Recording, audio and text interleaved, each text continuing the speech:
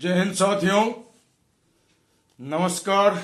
मैं श्रवण दुबे और आज मैं एक ऐसे विषय पे बात करने जा रहा हूं जिसने भूचाल सा ला दिया है पूरे हिंदुस्तान में। हाहाकार मचा हुआ है चारों तरफ। सरकार के लिए यह विषय बेहद सनसनीखेज बना हुआ है और ये एक ऐसा वाकया है जो सरकार से न निगलते बन रहा है न उगलते बन रहा है।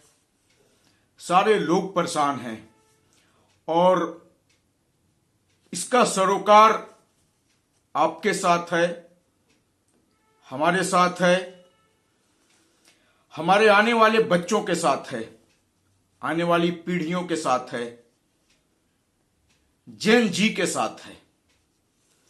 और अगर बात समझनी है तो पूरी सुननी पड़ेगी और इसके पीछे का how, why, where, when, what, भूतकाल में जो घटना घटी वो सब कुछ समझना पड़ेगा। और इसीलिए मेरा अनुरोध आपसे कि आप आज मेरी बात को पूरी तरह सुनिए, अंत तक सुनिए, लाइक करिए, सब्सक्राइब करिए और इसे फॉरवर्ड भी करिए क्योंकि यह बेहद बेहद महत्वपूर्ण है। यूजुअली मैं इस तरह से रिक्वेस्ट नहीं करता लेकिन आज कर रहा हूं। आज आप अपने 10 मिनट खर्च करिए और पूरी तरह से बात को सुनिए। तो आज का बात यह है कि अभी अभी जो promotion of equality in higher education regulation 2026, ये जो अभी अभी आया है रेगुलेशन, इसकी बात कर रहा हूं। और जब मैं इसकी बात कर रहा हूं तो इसे पूरी तरह से समझना जरूरी है। इसके मूल में क्या है और ये कृत्य किसका किया हुआ है, ये सब आपको जानना चाहिए। कुछ लोग इसे मास्टर स्ट्रोक कह रहे हैं, कुछ लोग हेडमास्टर स्ट्रोक कह रहे हैं और कुछ तो ग्रैंड मास्टर स्ट्रोक भी कह रहे हैं। तो साथियों, इस वाकये को क्रोनोलॉजिकली समझने के लिए मैं आपको रोहित वेमुला केस से शुरुआत करना चाहता हूं आपके लिए। और मेरे हाथ में इस समय वो ड्राफ्ट है जो promotion of equality in higher education regulation 2026 का है और मैं इस ड्राफ्ट के साथ बैठा हुआ हूं, आपसे बात कर रहा हूं। तो मैं शुरुआत कर रहा हूं रोहित वेमुला केस में क्या झोल था, क्या हुआ था उस समय से, और इसके बाद मैं अंततः सब्जेक्ट पे आऊंगा। तो साथियों, रोहित वेमुला की मौत 2016 के तेलंगाना में हुई थी, 2016 में हुई थी। और रोहित वेमुला को हैदराबाद यूनिवर्सिटी से इसलिए निकाला गया था क्योंकि वो याकूब मेनन की फांसी का विरोध कर रहा था। ये बात सामने आई थी। अब याकूब मेनन कौन है ये भी जानना जरूरी है। तो ये भाई साहब 1993 में जो मुंबई ब्लास्ट हुए थे, ये मुंबई धमाकों को अंजाम देने वाला शख्स था जिसमें 257 लोग मारे गए थे, लगभग 200 लोग घायल हुए थे। वापिस get back to the Rohit Vemula. Rohit Vemula ने किसी सवर्ण को अपनी सुसाइड के लिए जिम्मेदार नहीं बताया था। इंस्टीड ही सेड कि ये उसका अपना फैसला था और इसी आधार पर सारे आरोपी, जिसमें एक प्रमुख नाम है नंदनम सुनील कुमार जो एबीवीपी से जुड़े हुए थे उस यूनिवर्सिटी से, वो भी बरी हो गए थे। अब सुसाइड लेटर में एक ट्विस्ट है जो आपके लिए जानना बेहद जरूरी है। रोहित वेमुला का जो सुसाइड लेटर था उसमें एक पैराग्राफ पर काली स्याही चला दी गई थी जो सभी को देखने को मिला था। ये मैं अभी अपलोड भी करूंगा।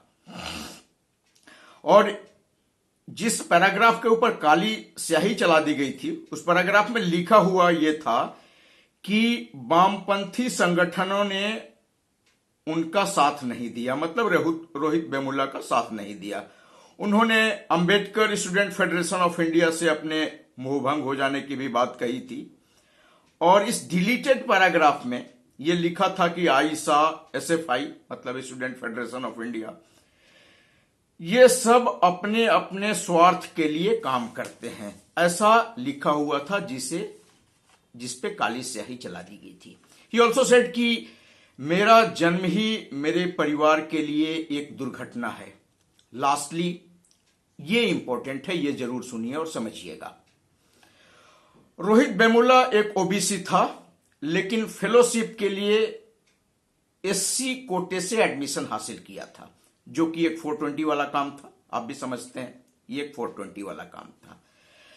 And it is a classic text book example कि कैसे वामपंथी संगठन जो हैं वो एक फर्जी नैरेटिव खड़ा करते हैं। और ये कहना क्यों जरूरी था, मैं आगे आपको बताऊंगा। अब promotion of equality in higher education regulation 2026 की बात करता हूं मैं। इस प्रावधान के तहत SC, ST and OBC including Muslims OBC को नेचुरली पीड़ित मानकर संरक्षित कर दिया गया है और जनरल कास्ट को उत्पीड़क वर्ग की तरह परिभाषित किया गया है। यह कानून इसलिए लाया गया ताकि यूनिवर्सिटी में एससी, एसटी, ओबीसी छात्रों के प्रति कुछ प्रतिकूल व्यवहार अगर हो रहा हो तो इसका संज्ञान लेते हुए सवर्णों को सजा दी जा सके। अब ये समझना जरूरी है कि जो एसटी एससी एक्ट पहले था और ये ताजा वाला जो रेगुलेशन आया, इसमें अंतर क्या है, ये अंतर आप समझिए दोनों में।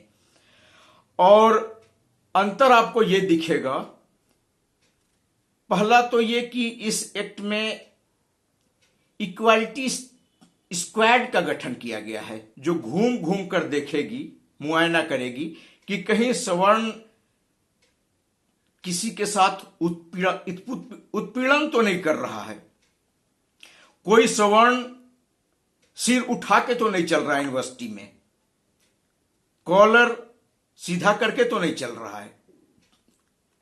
और ये सिर्फ ये नहीं देखेगी कि उसने किसी के साथ गाली गलौज किया या अभद्रता की, बल्कि ये प्रतिकूल व्यवहार भी अगर उनसे हो गया हो तो उसे भी संज्ञान में लेगी, ये स्क्वाड संज्ञान में लिया जाएगा। मतलब इस स्क्वाड के पास असीमित अधिकार होंगे, एक। और दूसरा अंतर यह है कि पहले जो एससी एसटी एक्ट था इसमें ओबीसी शामिल नहीं थे, अब जो रेगुलेशन बना है 2026 वाला उसमें ओबीसी भी शामिल हैं। मतलब उत्पीड़ित सारे और जो उत्पीड़क वर्ग है वो नेचुरली, ऑर्गेनिकली ये मान लिया गया है कि ये सवर्ण छात्र ही हैं, लड़के लड़की दोनों। अब पुराना वाला एससी एसटी एक्ट यूपीए ने बनाया था और इसमें ओबीसी शामिल नहीं थे, और शिकायत गलत पाए जाने पे शिकायतकर्ताओं के लिए दंड का भी प्रावधान था, जो अब इस नए अधिनियम में नहीं है। ये इंपॉर्टेंट है।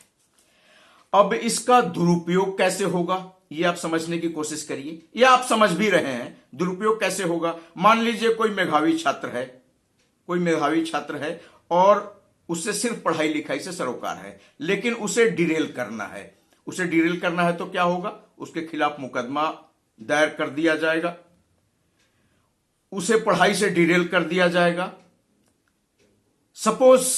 लेट सपोज उसने किसी को नोट नहीं दिया, अपने बनाए हुए नोट, तो किसी अन्य माध्यम से उसको प्रताड़ित किया जाएगा। और से धुरंधर की अगर चर्चा होने लग गई कहीं यूनिवर्सिटी कैंपस में, तो धुरंधर के चर्चा के दौरान अगर कोई ऊंच नीच बोल गया तो उसके ऊपर प्रताड़ना का केस दायर होगा। अगर प्रैक्टिकल में कम मार्क्स मिल गए तो प्रोफेसर के ऊपर भी केस दायर हो सकता है और इसकी शिकार बालिकाएं भी हो सकती हैं, जिन्हें भी उत्पीड़ित किया जा सकता है इस एक्ट के माध्यम से। अब मैं मूल विषय पे आता हूं।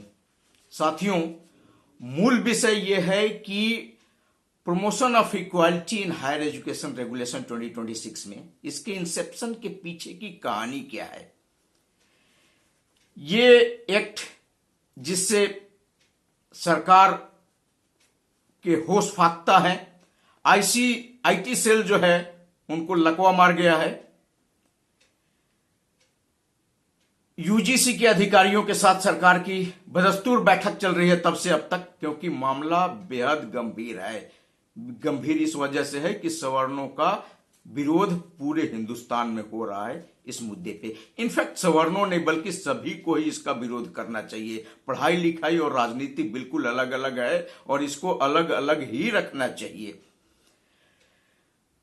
वो कहते हैं ना कि सरकार तुम्हारी है, सिस्टम हमारा है।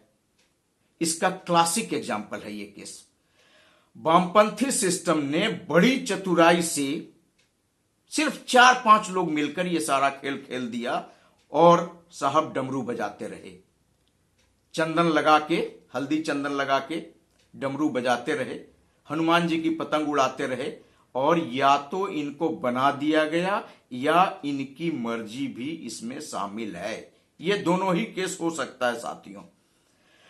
अब इकोसिस्टम तो चाहता ही है कि पूरा हिंदुस्तान या हिंदुओं को 2 फाड़ में बांट दिया जाए और इसके सूत्रधार बनी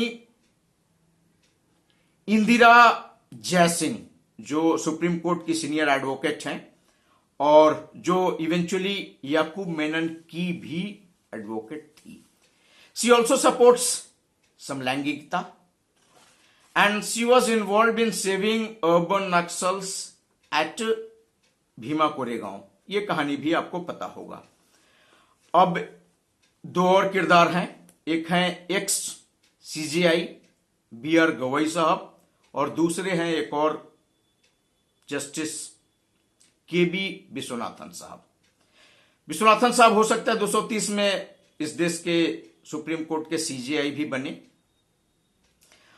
और इंदिरा जयसिंह, अब मैं इस बात पे आता हूं, ये जो हुआ है पूरा घोटाला घपला, इसके पीछे की कहानी पे आता हूं। इंदिरा जयसिंह केस लड़ रही थी रोहित वेमुला की मां का। इकोसिस्टम ने रोहित वेमुला की मां को तैयार किया इसके लिए और एक याचिका दायर करवाया। पूरी नियमावली जो रेगुलेशंस होते हैं, नियमावली, उसको बना के।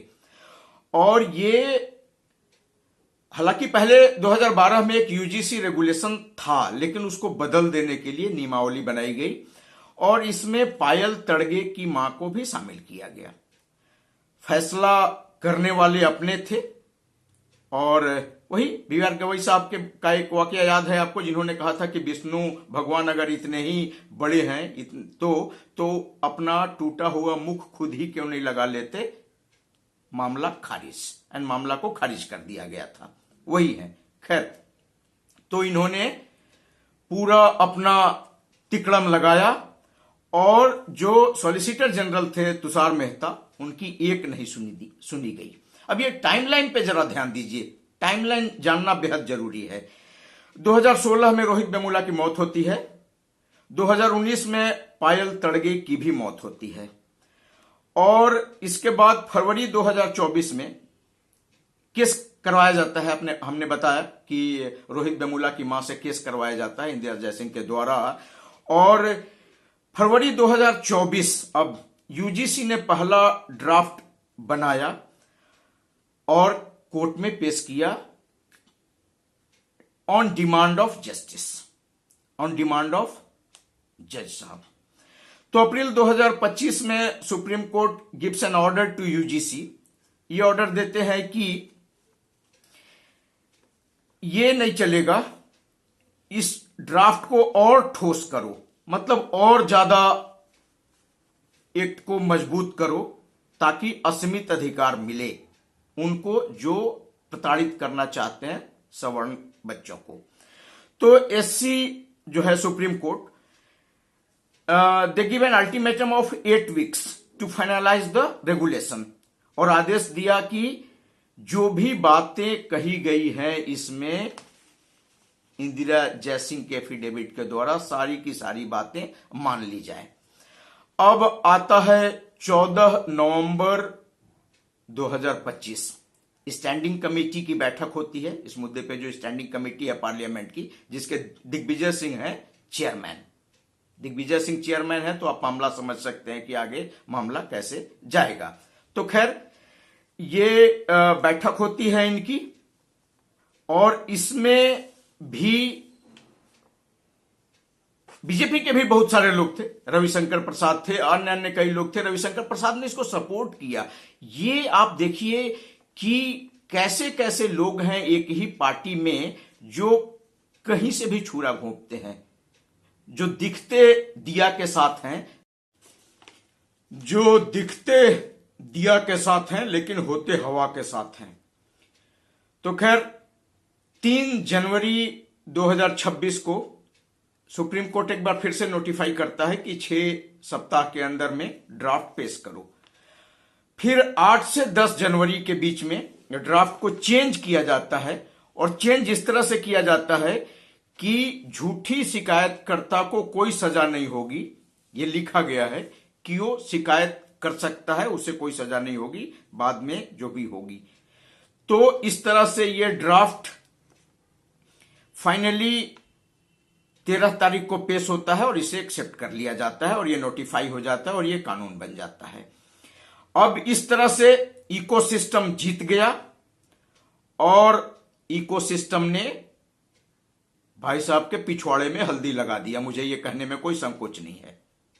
और इस पूरे वाकये के दौरान बहुत सारे सवर्ण एमपीज थे लोकसभा में, राज्यसभा में, किसी ने कुछ नहीं बोला, सबने चुप्पी साध ली और सबने यह कहा कि ऐसा ही होना चाहिए। तो साथियों, यही है बात। आप क्या सोचते हैं इस बारे में? क्या बच्चों को राजनीति से दूर रखा जाना चाहिए या बच्चों को भी उसी राजनीति में लपेट देना चाहिए जिस राजनीति से यह पूरा देश त्रस्त है आज? आप क्या सोचते हैं इस बारे में? जरूर बताइएगा, अपना फीडबैक दीजिएगा, और इस वीडियो को सब्सक्राइब के साथ शेयर लाइक इसलिए कीजिएगा क्योंकि ये बेहद जरूरी है आपके आने वाले भविष्य के लिए, आपके बच्चों के भविष्य के लिए, आपकी बच्चियों के लिए। और अगर आज ये नहीं सुना गया तो फिर आने वाले वक्त में इसके कई सारे निकलेंगे। आप देखिएगा कि इसके कई सारे परिणाम निकलेंगे जो दूरगामी होंगे, जो कई बच्चों के सुसाइड का भी कारण बन सकते हैं आगे चल के। तो धन्यवाद साथियों, समय देने के लिए। नमस्कार।